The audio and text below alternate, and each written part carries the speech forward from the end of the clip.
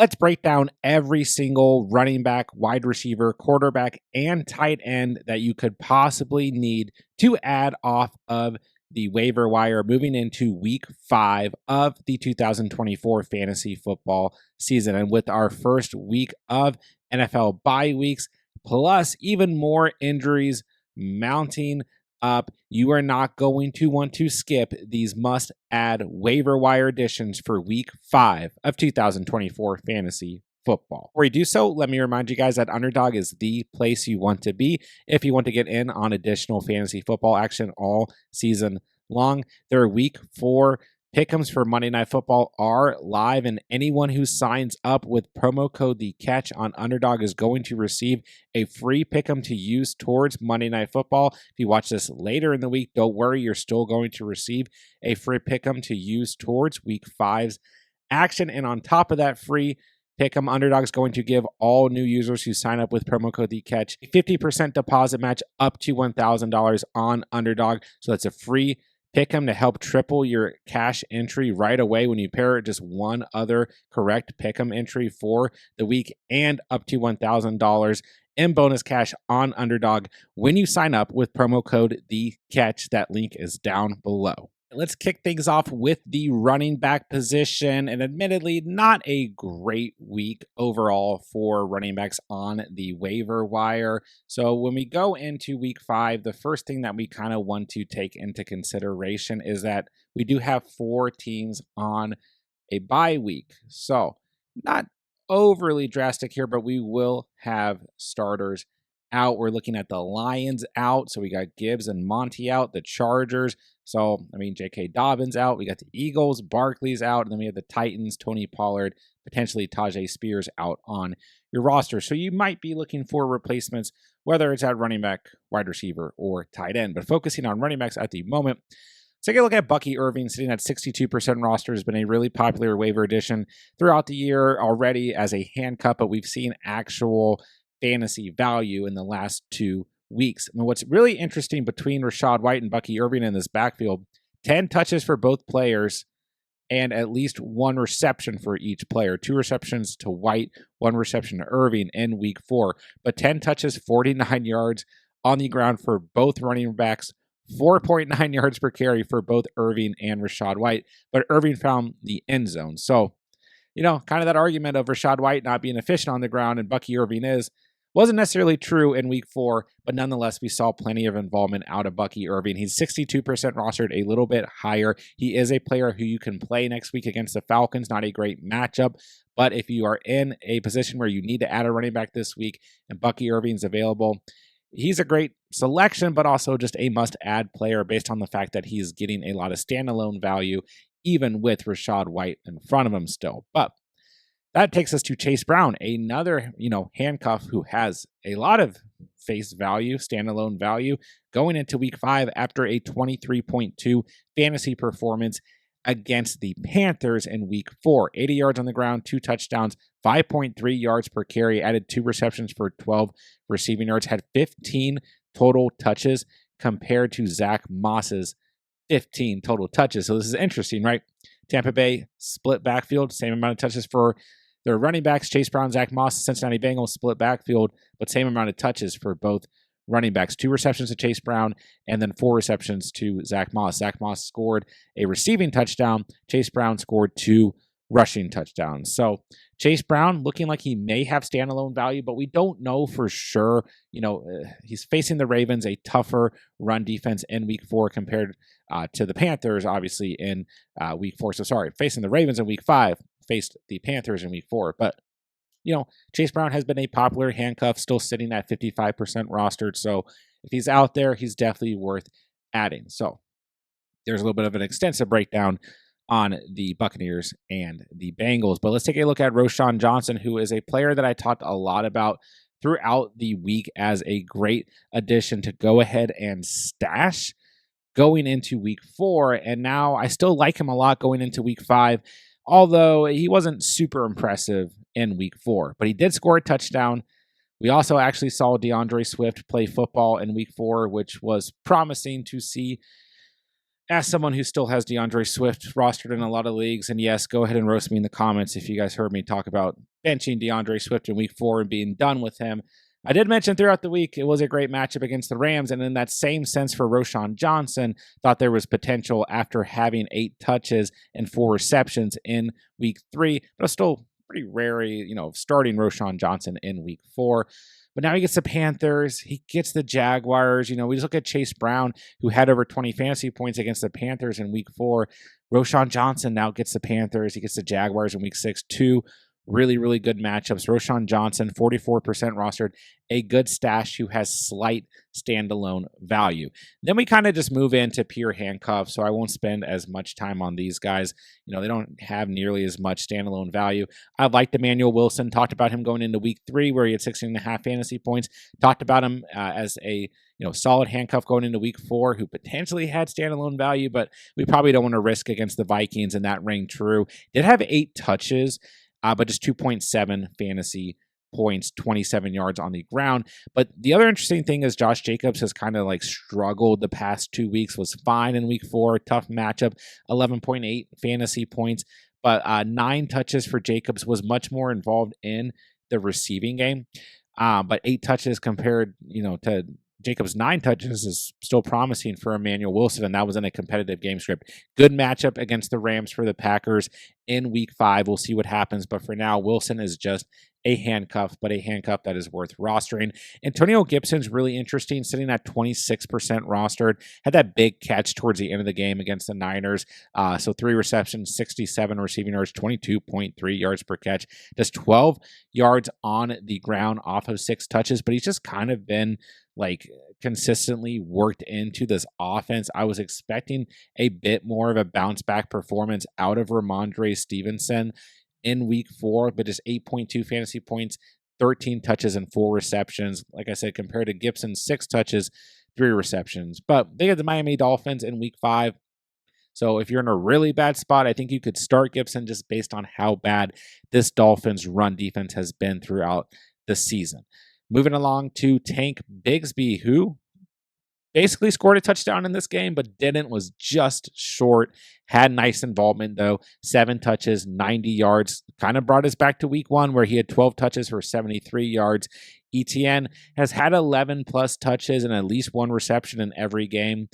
Low ceiling this week against the Texans, 7 points. They get the Colts in week 5. It's a good matchup. I don't know if I'm really going to go out of my way to start Tank Bigsby, but he is a good handcuff to own who has some standalone value. That brings us to Trey Sermon, who basically should have an asterisk here, okay? JT, left week 4's matchup against the Steelers kind of late in the game with that ankle injury. He walked away with a great fantasy day as expected, even against a tough Steelers run defense. If he's not good to go in week 5, it's a good matchup. It's the Jaguars. It's a soft run defense. Do I feel great about starting Trey Sermon in week 5? No, but maybe you're in a bad enough position if you need to. He's only a pickup if Jonathan Taylor does not play in week 5 against the Jaguars, but at 4% rostered, certainly a player to keep an eye on at the running back position as we approach week 5. Okay, let's move along to the wide receiver position, where fortunately we have some better options. I'm going to very quickly talk about Jerry Jeudy, who's been in most of the waiver wire videos throughout the year, and I've talked about this stretch of matchups for the Browns wide receivers since week 1, basically, because going into week 2, they're facing the Jaguars, the Giants, the Raiders. Now going into week 5, right? The Commanders, the Eagles, the Bengals, the Ravens. This is just a really good stretch for the wide receiver position. Jeudy just continues to be a guy that you can throw in the flex, cross your fingers, and that proved true in week 4. 13.2 fantasy points, 9 targets, 6 receptions, 72 receiving yards for Jeudy against the Raiders. And now he gets the Washington Commanders defense, which handed to them. They looked better in week 4, but still very soft against the pass. Gave up a touchdown to Marvin Harrison Jr. very, very early in the game. Jerry Jeudy, good enough if you have nothing better at the position, but he is a little bit higher rostered overall. That brings us to Randall Robinson of the New York Giants, who could see an increase in volume with Malik Neighbors suffering a concussion on Thursday Night Football's matchup against the Cowboys. we could definitely see Neighbors play in week 5 against Seattle, which I think would help Robinson. But Robinson's another player who's been in almost every single waiver wire video throughout the year. 11.8 points in week 1, 9.8 in week 2, 13.1 in week 3, now 18.1 in week 4, 14 targets, 11 receptions, 71 receiving yards, 18.1 fantasy points. Like I said, he's been really solid. It's a tougher matchup against the Seattle Seahawks. Their secondary has been pretty stout, but overall, really like Robinson as an addition. He's right now, at the time of recording this, sitting at the wide receiver 22 in fantasy football. A little bit higher rostered overall, but I really like Robinson. I liked him for the past couple weeks. Should be added if available. That brings us to Xavier Leggett, who we did talk about a little bit towards the end of the week, going into week 4. And I will say he performed better than I thought he would. 19.6 fantasy points, 10 targets, 6 receptions, 66 receiving yards, and a touchdown against Cincinnati. I view Leggett more of like a stash, and I know some people were willing to start him. If you did start him in week 4, kudos to you.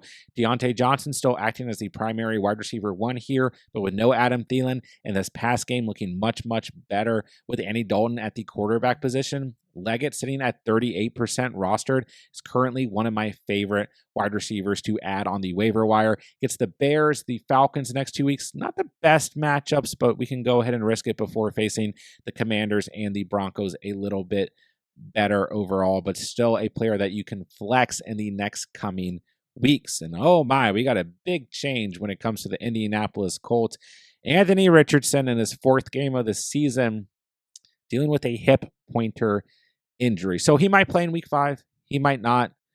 I'm going to say my guess is that it trends towards Anthony Richardson not playing, which is going to help the Colts wide receivers is the way things look, because Joe Flacco came in relief and was very solid. 16 of 26, 168 passing yards, 2 passing touchdowns. But we saw an increase in most of the Colts wide receivers overall, bringing us to Josh Downs, who had 9 targets, 8 receptions, 82 receiving yards, 10.2 yards per catch, and a touchdown. 22.2 fantasy points for Josh Downs in week 4, and he gets a stellar matchup against the Jags in week 5. Even worth noting that Pittman looked pretty good with Anthony Richardson at quarterback before he got hurt, but Michael Pittman, 17.3 fantasy points in week 4. So overall, the passing attack for the Colts just looked better, so kind of surprisingly, against the Pittsburgh Steelers in week 4.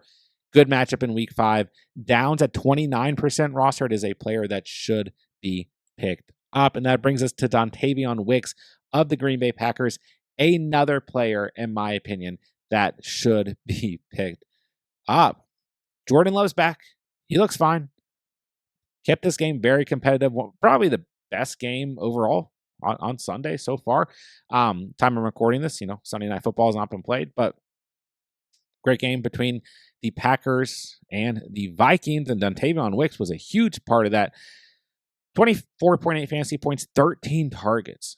Almost had a 3rd touchdown in this game. 5 receptions, 78 receiving yards, 15.6 yards per catch, and 2 total touchdowns. Had another one that was really close. But kind of the big thing here is Christian Watson dealing with what is thought to be an ankle injury, some sort of ankle sprain. We'll find out. I'm just going to go ahead and say it. I think Watson's going to miss week 5 because this is Christian Watson, right? But we kind of look at the split here. Jaden Reed, 8 targets, 7 receptions. He had a touchdown, was a player I talked a lot about going into the week. Romeo Doubs still had 8 targets. So you will get some volatility between these Packers wide receivers, but it's just a stellar matchup against the Rams in week 5. Another good matchup against the Cardinals in week 6. And then another good matchup against the Texans in week 7. And then guess what? The Jaguars in week 8, good. The Lions in week 9, also good, before the Packers hit a week 10 bye. So I don't know how long Watson's going to be out, but it's obvious that, Jordan Love was looking Wicks' way a lot in this matchup. Definitely volatile, definitely a flex play, but the upside is big with Dontavion Wicks at 18% rostered. He should be added on the waiver wire moving into week 5. That brings us to Trey Tucker, a player that I talked about a lot at the very end of the week going into week 4. Talked about him in Sunday morning's video, and to be fair, I also talked a lot about Jacoby Myers, but I thought that Tucker was a nice upside play. If you had nothing better and you were desperate, that's kind of how I feel going into week 5. 22.6 fantasy points in week 3 for Tucker. Bounced back with 15.4 in week 4. Definitely involved in this offense with no Devontae Adams. But remember, in week 3, Devontae Adams did play. So 6 targets, 5 receptions, 41 receiving yards, and he had a rushing touchdown in that matchup against the Browns. So 18% rostered. He's definitely a player you can target, but I still want to be kind of careful because, we don't know yet for sure if Devontae Adams is going to play in week 5 or not. And then they're going up against the Broncos who, I think if Adams plays, that helps Trey Tucker potentially, and then maybe it doesn't because Pat Surtain's got to take the number 1 wide receiver, which I guess would be Jacoby Myers. But this Broncos defense, not my favorite, but also not necessarily the best. They're kind of somewhere in the middle, but we definitely don't want to start number 1 wide receivers against them. So Tucker's kind of in a weird place. He's a nice upside play if there's truly nothing better available. That's going to bring us to Tutu Atwell of the Rams. And really my logic with the Rams wide receivers has just been stay away. The volume here is way too volatile. You just don't know who's going to have a good week and who's not going to have a good week. Jordan Whittington looked good in week 4, 8 targets, 6 receptions, 62 receiving yards. I do like Whittington at 8% rostered. Demarcus Robinson's still 41% rostered. He had just 5.7 fantasy points, 3 targets in week 4. Tyler Johnson's at 15% rostered, 1 target, 0 fantasy points in week 4. So I would say that Whittington and Atwell are my favorite ads right now. Atwell has at least been the most consistent, I would argue. 7.8 points in week 2, 13.3 in week 3, 12.2 in week 4, 6 targets, 4 receptions, 82 receiving yards, 20.5 yards per catch in week 4. So I do like Tutu Atwell. Do I love him? No. Am I worried about the Rams wide receivers? If you're starting them, yes. They get the Packers in week 5, coming off of a really soft defensive performance in week 4. But will J.R. Alexander be back in week 5? I don't know. It's a very different team than the Vikings when we're looking at the Rams. So Atwell is the Rams wide receiver I would add and start if you're desperate. Do I feel great about it? No. Do I like Whittington as well?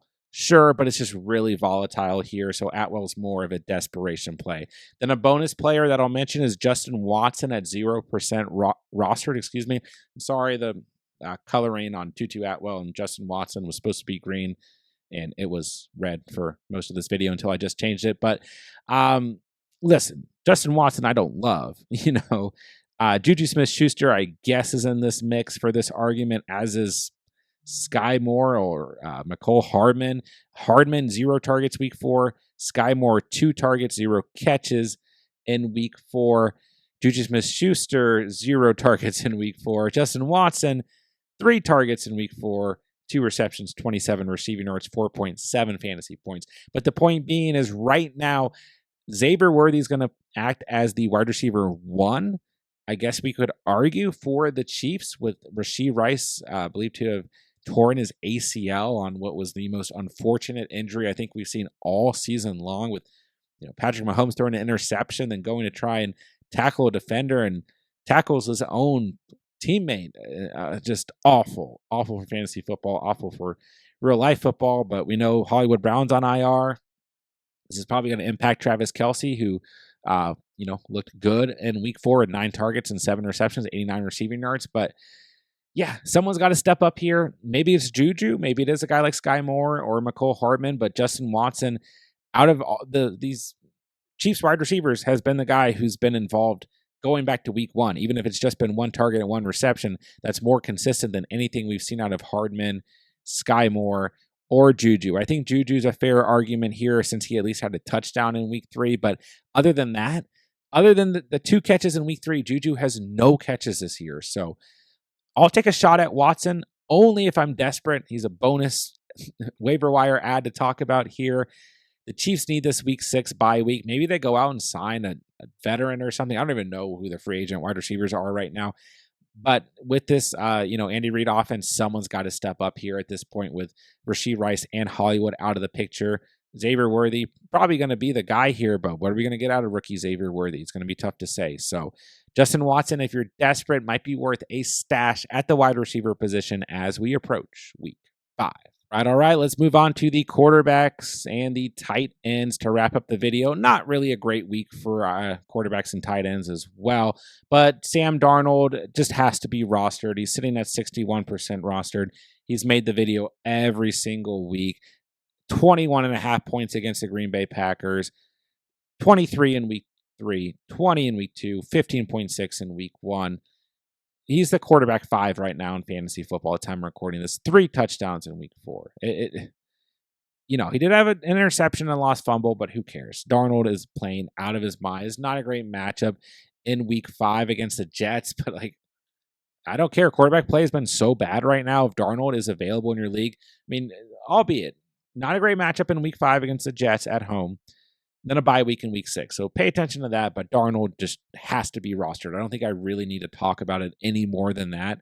But Darnold, if he's out there, even in single quarterback leagues, I've been saying it for over 2 weeks now, has to be rostered. Justin Fields, 31.9 fantasy points in week 4. I expected a good day out of Fields. I talked about this throughout last week. This could be the game, Fields against this Colts defense where he really pops. Actually has that performance that reminds us of oh yeah, Justin Fields has had a lot of good fantasy performances in the last 2 years with the Bears. Said that throughout the week, but I was not expecting 31.9 fantasy points. I will be honest with you guys. Threw a touchdown, 312 passing yards, 55 yards on the ground, 2 rushing touchdowns. Huge day. Now he gets the Cowboys, who have given up a ton of fantasy points to the running back position. So very, very soft against the run. But that was part of my argument for Fields in week 4 was the Colts have been very soft against the run, and they could potentially struggle against a running quarterback. And that's probably going to be my thesis going into week 5. Although the Cowboys were better in week 4 against the run than they were in the first 3 weeks. Still like Fields a lot this week. Slowly but surely, this offense for the Steelers has been opening up. Talked about that throughout the week. Just really like Justin Fields right now. He is definitely a priority at the quarterback position. All right, last but not least, let's talk about Joe Flacco. If Anthony Richardson misses week 5, you're desperate. You're in a double quarterback league. You're in a super flex league. I think Joe Flacco is worth a shot. Threw 2 touchdowns, 168 passing yards, 16 to 26, 15 fantasy points in a full game. Probably could have gotten close to 18 or 20 fantasy points. So he's sitting at 3% rostered, which kind of surprised me. I guess that maybe includes Superflex or double QB leagues, or I guess maybe people handcuffing Anthony Richardson. I was just surprised he's sitting at 3% rostered. But Flacco, worth a stream, I will say, if Anthony Richardson does not play. I guess I'll mention Andy Dalton. I know his name's not on the screen, but Dalton still walked away with 16 fantasy points in week 4. Gets the Bears in week 5. He's probably in that streaming category. He sits at 18% rostered, kind of came back to earth this past week, but maybe in the streaming conversation if, especially double quarterback super flex leagues with the bye weeks here in week 5, could also consider Andy Dalton, but not a very stout week for waiver wire additions at quarterback and tight end. Zach Ertz, though, 50% rostered, just a player that brings you a safe floor at the position. It's been such a bad year for the tight end position that if Ertz is out there, he's a top 10 tight end fantasy right now, believe it or not. Just 7.2 fantasy points in week 4. But right now, the tight end position, for a lot of people, we're looking for a safe enough floor, and 7 points might be a safe floor. So Ertz, this Commanders offense is humming. It would be nice to see Ertz get involved in the red zone, but the Commanders offense looked great this past week against the Cardinals. Really like Zach Ertz right now. Cade Otton. I talked about Otton going into week 4, and I was kind of like, oh, a lot of volume here, but I've seen this happen with Otton before where he pops up, gets 10 fantasy points, then disappears for 4 weeks, and then comes back with a touchdown after 4 weeks. But Cade Otton was actually really involved against the Eagles. 9 targets, 6 receptions, 52 receiving yards, 8.6 yards per catch, and 11.2 fantasy points. So 18% rostered. Maybe your tight end's on bye. Maybe you're a Kyle Pitts owner and you're freaking out. Maybe your tight end is still injured. Maybe Evan Ingram or David Njoku don't play this week. Cade Otton, I guess, is at least worth a shot with how bad the tight end play has been this year. Tucker Kraft, though, with Jordan Love back, looked very good. 17.3 fantasy points, 9 targets, 6 receptions, 8.83 yards per carry, and a touchdown. Did have a lost fumble, which was disappointing, but the touchdown was super impressive. If you guys saw it, maybe the most impressive receiving touchdown of the week.